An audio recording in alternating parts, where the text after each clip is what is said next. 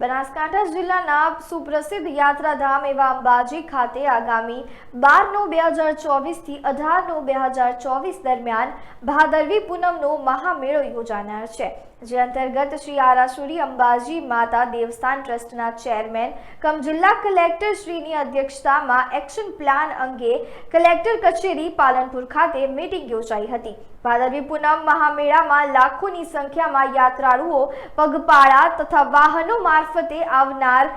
લોકમેળામાં આવતા યાત્રિકોને કોઈ મુશ્કેલી ન પડે તે માટે મેળાની કામગીરી સુવ્યવસ્થિત રીતે થાય તે માટે જિલ્લા વહીવટીતંત્ર દ્વારા તમામ વિભાગોને અલગ અલગ કામગીરી સોંપવામાં આવેલ છે।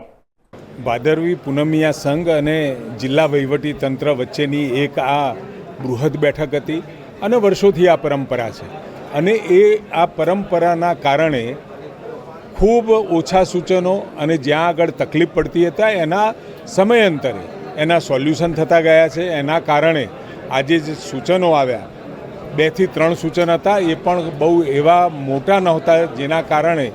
કોઈ પણ એવી મોટી તકલીફ પડે અને એ સૂચનોને આમેજ કરી અને એસપી શ્રી અને કલેક્ટર શ્રી બંનેએ કહ્યું છે કે એ બાબતનું પણ પૂરતું ધ્યાન સરકારશ્રી તરફથી અને વહીવટદારશ્રી તરફથી રખાશે અને અંબાજી જેવું શક્તિધામ હોય 51 શક્તિપીઠ પૈકીનું એક, લોકોની આશા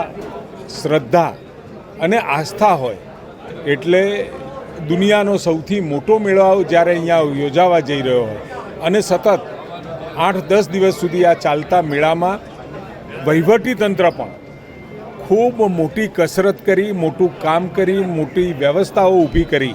અને આખી વ્યવસ્થાઓ ઊભી કરતી હોય છે ત્યારે તમામ પદયાત્રીઓને અને સાથે એક સરસ વ્યવસ્થા સુંદર એ થઈ છે કે દરેક સંઘોના પ્રતિનિધિ અહીંયા આવી અને જે પણ કોઈ વાત થાય એ પ્રમાણે જ્યારે એ પદયાત્રા ચાલુ કરે એટલે એને આમેજ કરી લેતા હોય છે। એના કારણે સુખ શાંતિ અને સરળતાથી આખી પદયાત્રા થતી હોય છે। આરોગ્ય વિભાગ દરેક જગ્યાએ જ્યાં આગળ જે રૂટ ઉપર અને મોટા ભાગે લગભગ 90 થી 100 કિલોમીટરનું અંતર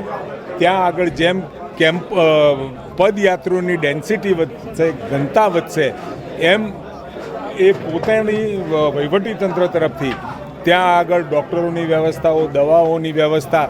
તેમજ કોઈ સેવાભાવી સંસ્થા પણ જો આ બાબતે દવાઓની વ્યવસ્થાઓ માગે, માણસોની વ્યવસ્થાઓ માગે તો પણ રાજ્ય સરકાર એને આપવાની છે અને જેમ જેમ એની ડેન્સિટી વધતી જાય, જેમ જેમ માતાજીનું મંદિર નજીક આવતું જાય એમાં આની ગહન વ્યવસ્થાઓ આરોગ્ય વિભાગ કરશે।